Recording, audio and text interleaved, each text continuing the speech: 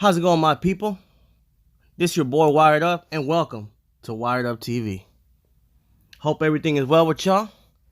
Hope you guys are doing good, feeling good, and you guys got everything, your priorities, in order and in line. Um, this video, guys, is about Yaki Kadafi, man. The whole Yaki Kadafi drama. He was like Tupac's brother, man. He grew up with him as a kid. You know, I'm pretty sure you guys know that. If you guys didn't, now you know. He grew up with him as a kid. No, they weren't really related. Um, but when you grow up with somebody as a kid, man, you feel like you're related to the person, and you end up finding, getting a lot of love for the person. But they weren't really related, but they were really close. And Tupac had a lot of love and respect for Yaki Kadafi and his mother. You know, had his mother, helped Tupac when Tupac, was already in the music industry with his paperwork and shit like that. And Tupac initially hired her. At the end, allegedly he ended up firing her for one thing or another. But people say that he didn't. Some people say that he did. But nonetheless, he still had love for Yaki Kadafi and his mom still. Business is business. But yeah, a lot of people have asked me, Wired, what do you think about this shit? What do you think about Yakfafula? What do you think? You think who killed him? You think the police snuffed him out? You think Suge snuffed him out? You think, it's really true what they're saying? That it went down the way that they're saying that it went down on the news and shit like that? And it's really tricky, man. There's been times where when I first heard about this, man, my initial thought, I think my initial thought was like, fuck, they got his brother too. You know what I mean? The Tupac had just died. I think he died, what, like a month after Tupac or something like that? But I was like, damn, they got his brother too. Yeah, man, it was crazy. It's crazy, Um, what unfolded here. It's a tragedy, but nonetheless, it did happen, and we have to address it and we have to talk about it because Tupac is a legend, and to a lot of people, he's been their their psychiatrist. I know for me, he has, um, but Tupac helped not only us after his death, but he helped people when he was alive, and Yaki Kadafi was one of those people, man. But man, what I really think happened with Yaki Kadafi, uh, Tupac was a very smart man, and you guys have heard it. Everything he did was strategizing by books. You know, um, he wasn't no punk and shit like that, but he was very smart. He was book smart and street smart at the same time. Everything in life he went through, he learned it and he mastered it, and he went on. And his thirst for knowledge was unstoppable, unquenchable. He just wanted to learn and learn and learn. But you've heard it from a lot of people that he treated the outlaws like drill sergeants and cadets. And the reason for this is because Tupac knew what he was gonna do. He had a plan. Like I said, plotting and strategizing. You hear it all over his music. He said it in interviews, man. Everything was plotted from this to this. Everything is a plan. So his plan with the outlaws, because they were like family, and some of them were family, when they started, like Mopreme and stuff like that, were initially outlaws and stuff like that.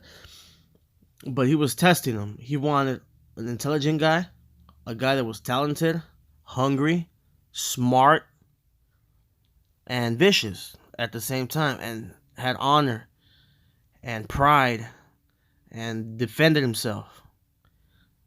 And you've heard the stories. He sent Mopreme home because Mopreme was getting punked. Shit. How you gonna defend my life when you can't even, where you won't even fight for yours?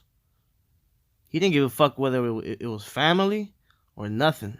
Tupac had a plan, and he was going to finish that plan, or to see that plan to the end by any means necessary, no matter what.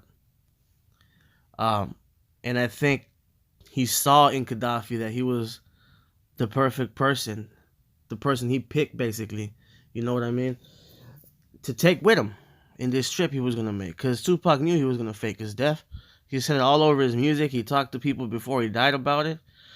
He was always talking about it. He named himself Machiavelli, for God's sake. You guys know who he is. You know, the Prince Machiavelli. You know, read his book. He was an Italian general. I mean, Tupac was in, he knew his shit. Everything was a plan. This man sat down, plotting, strategizing. That's why I tell you guys, when he faked his death, he took off, got better, plotted, and strategizing to finish what these motherfuckers tried to start. You know what I'm saying? They pissed off Pac. He took Gaddafi with him, and Gaddafi was in charge of a lot of shit out there with him. He sent somebody to come get him. You know how I know this? The proof is in the pudding. Who allegedly, supposedly killed Gaddafi, shot him in the head? It was supposedly by accident. It was Napoleon's brother that allegedly, supposedly shot Gaddafi. What a coincidence, right? Tupac got a hold of this man. People are like, well, why?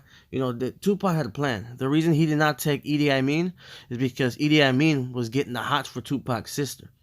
So Tupac needed him here to take care of moms and sister and shit like that. Napoleon, he had all the qualities Pac wanted, except he was a little too young, man. And he was a little too wild with the drugs and a little too wild. He needed somebody a little bit more calm, wild but calm, than you when you're using and stuff like that. So he had him help. So Napoleon wouldn't feel bad or feel like, man, I'm getting pushed aside. He had him help. He told him, tell your brother, I'll compensate him, but he's going to have to take the rap for this shit. He'll go do some time. His family will be taken care of, and when he gets out, he'll be a prince, and he'll be taken care of for his whole life. Pac set it up with Napoleon. Napoleon, did the duty. He did the deal. He handled everything. And Gaddafi agreed. He was going to fake his death as well. Pac got the people that helped him. He set everything up and took Gaddafi with him. You know what I'm saying? That's what I think happened. A lot of people have a lot of other, theories or ideas that they think, but that's the most, that's what I believe happened, and that's the most logical explanation for that, man. Because why would Tupac train these guys like soldiers? Tupac had a plan. Man, he said it all over his music. Tupac had a plan. He had plan A, plan B, plan C, plan D, plan E, all the way to plan Z. He had everything sewn up, man. That's why there was no money in this guy's bank accounts. Because he was getting ready to handle his business, man. He emptied all that shit, took all his money, said, y'all ain't keeping shit. My mom's just keeping everything. I already told you guys in my last video how he did that. I already proved to you guys that shit's real. He took Gaddafi with him. He trained every single one of these guys, man. Why didn't he take the other guy? Hussein Fatal? Because he got caught with a gun in the club, stupidly, with all due respect, stupidly, and then he crashed Tupac's car. Go do your homework. He crashed. He couldn't be trusted. He was too wild. Pac was testing. That's why he sent him home. Pac was testing him, man. For a reason, he was testing him. There's stories of when Napoleon says that Pac gave him some of their jewelry and told him, let's take a whole bunch of pictures right before he died. Pac knew. But he told Napoleon that, and the other members of the Outlaws. Gaddafi, not really, because he knew he was going to take Gaddafi with him in his mind. He already had all this shit planned out, you know? That's why Gaddafi said what he said to the fucking cops. He was like, fuck y'all. We're going to get even. Gaddafi saw the guy. He knew how he looked like. So who better than to feed Tupac information? Okay, this is how he looked like this. Who was he? Have you ever seen him before? Yeah, I think I saw him at this show over here. Or I think I saw him with this guy. Boom, boom, boom, boom, boom, boom, boom. You know what I'm saying? That's what Tupac had to help him with shit like that. I'm telling you guys, the proof is in the pudding. The proof is in the pudding. Because what a coincidence that Napoleon's brother was the one to kill Yaki Kadafi. Out of all the people that could have done it, man, he was the one that initially allegedly did it. Why? Ask yourself that. Yeah, there's people that say, and I've even heard some people, and I'm trying to think these theories true, but they don't connect. Like, there's people thinking that Suge Knight had Gaddafi killed, and that's why Tupac came and started shooting everybody's soldiers and all that. But why? That don't really mean that then Suge tried to get Pac killed, and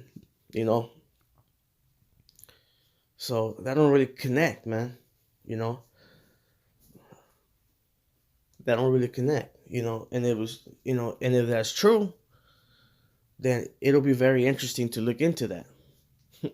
But it ain't. Anyways, this is the part of the show that I like to call the roach.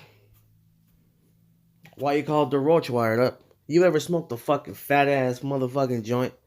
When you get to the last roach, what is it time for? It's getting time for the end. The end of the blunt, the end of the joint, the end of the conversation, the end of the video. That's what I think, y'all. There's Yaki Kadafi with Tupac and right there, and Tupac's sister. These guys grew up since kids, I already shown you guys that, and I already told you guys that. I proved to you guys that, But yeah, those are my final thoughts, guys. This is the roach, and I really want to let you guys know this. Do your homework, research. Don't let nobody put shit into your mind that you don't want in there. Do your own thinking, because you have to get in touch with your inner feelings, what you feel. If you feel a certain way, ask why, understand why, figure it out yourself. Don't let somebody tell you why. Yeah, pick up the game and learn from people, but draw your own conclusions and build your own game. Because life is like a car driving down a straight, narrow fucking road, man. It's like the I-10 freeway from Los Angeles to Phoenix, Arizona. A straight, lonely road, man.